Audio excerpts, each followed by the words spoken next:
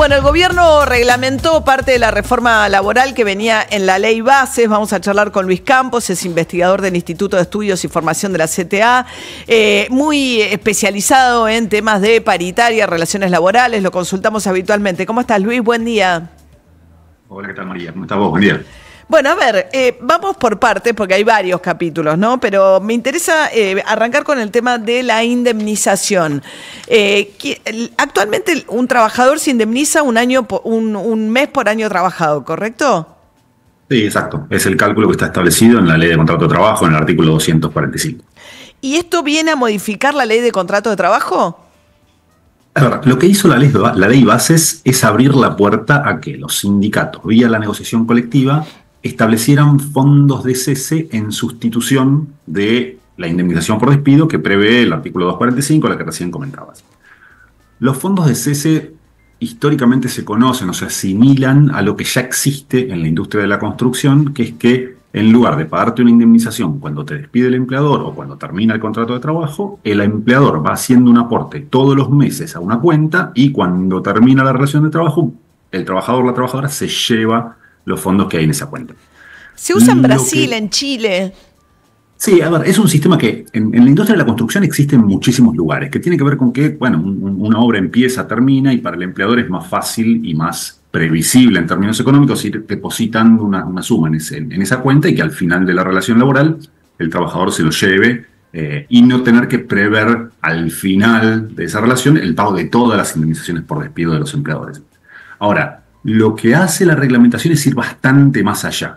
No es crear un sistema como el de la construcción, sino darle a los sindicatos la posibilidad que a los empleados y a las cámaras patronales, que vía la negociación colectiva reemplacen el sistema de indemnización por despido que hasta hoy está vigente en la Ley de Contrato de Trabajo, por lo que decían, pueden decidir cualquier cosa.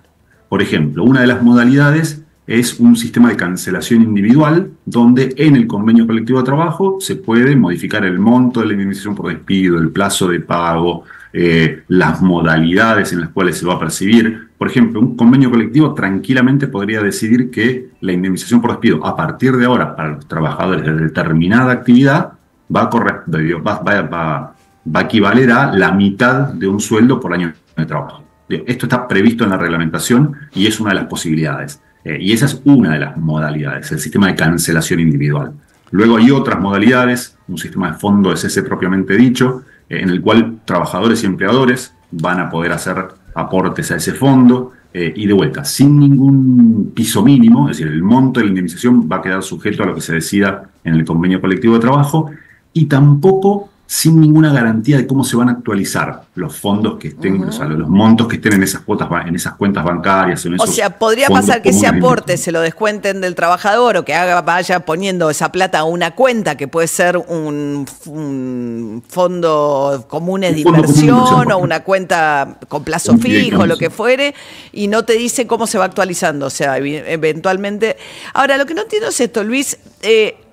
¿Esto tiene que pasar necesariamente por el sindicato? Porque como lo planteaba Sturzenegger, en todo caso él decía, bueno, el trabajador decidirá si quiere firmar o no ese convenio eventualmente antes de iniciar la relación laboral. O sea, necesariamente tiene que pasar por un acuerdo de los sindicatos, no es una relación... Esto es muy importante, María. Sí o sí, para que se implemente un sistema de estos, tiene que pasar por la negociación colectiva. Es decir, el sindicato con la cámara patronal o con la empresa en cuestión que esté interesada, tienen que firmar un acuerdo colectivo.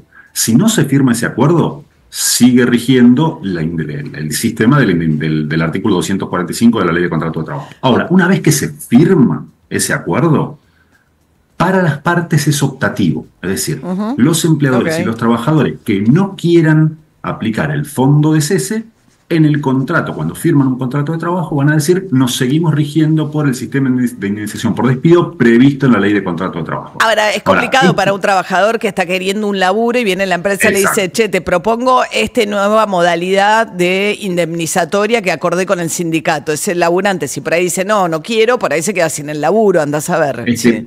A ver, la ley dice que es optativo para las dos partes. Claro. En los hechos va a ser optativo para los empleadores. Pero esto depende del sindicato, o sea, el sindicato va a tener que firmar un convenio. El sindicato y la cámara patronal.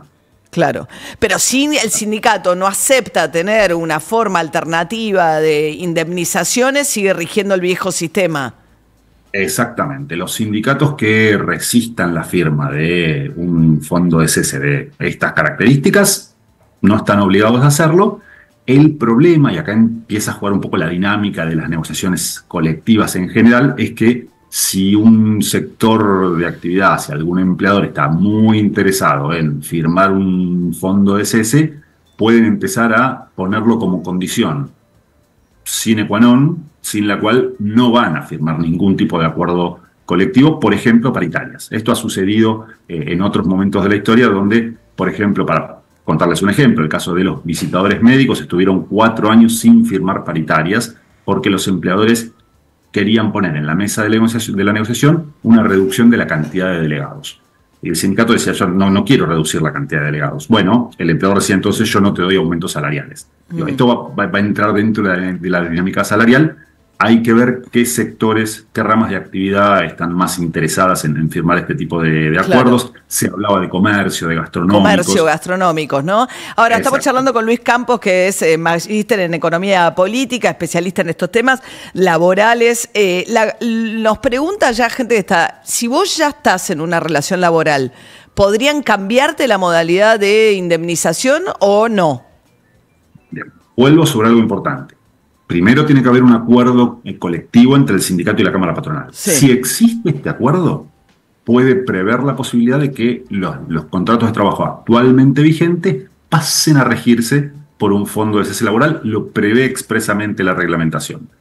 En esos casos, los trabajadores van a tener que firmar un nuevo acuerdo con su empleador, como si fuera una modificación del contrato de trabajo. Lo que pasa es que el problema es que aquellos trabajadores, aquellas trabajadoras que se nieguen a firmar esa actualización, esa modificación del contrato de trabajo, se van a enfrentar a una posible represalia de parte de sus empleadores, que es muy difícil de resistir, sobre todo en momentos donde la situación del mercado de fuerza de trabajo no es la mejor. Entonces, en esos casos, por eso decimos que para los trabajadores, si bien formalmente es optativo, en los hechos termina siendo obligatorio.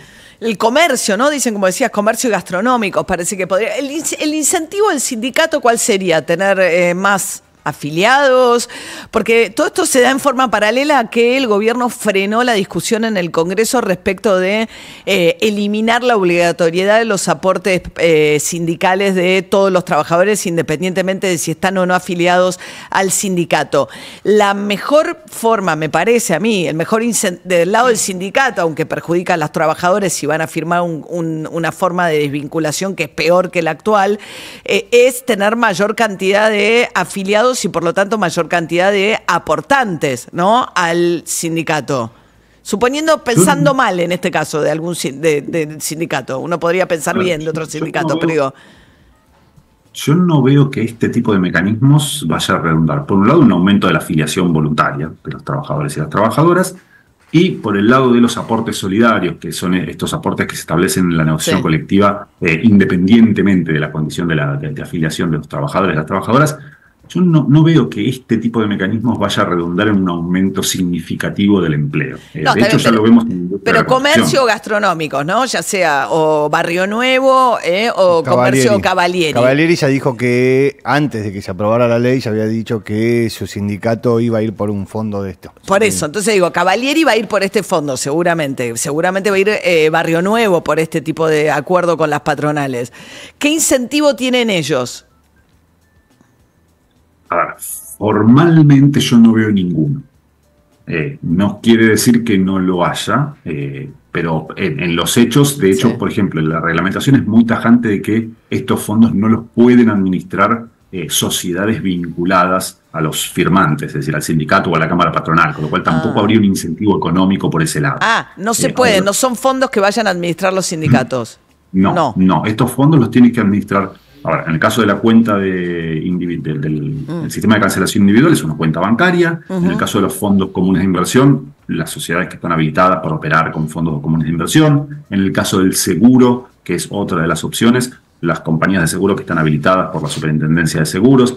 Y expresamente queda claro que no pueden ser sociedades vinculadas a los sindicatos o a las cámaras patronales. Luis Campos, vos, digamos, que sacaste un hilo en Twitter donde vas explicando cada uno de los puntos de esto. Es un tema largo, complejo, pero claramente tu opinión es que es mucho peor para el trabajador esta nueva modalidad. A ver, definitivamente, técnicamente los abogados diríamos, esto pasa a disponibilidad colectiva el instituto de la indemnización por despido previsto en el artículo 245 de la Ley de Contrato de Trabajo. Eso significa que los sindicatos y las cámaras patronales pueden hacer de esa figura de la indemnización por despido, que está prevista en nuestro país no desde 1974 con la Ley de Contrato de Trabajo, desde 1934 con la modificación del Código del Comercio que rige un sistema de estas características. Bueno, esto le da la facultad a las partes, sindicatos y cámaras patronales, de volver a un sistema que incluso puede ser peor al que se reguló en 1934.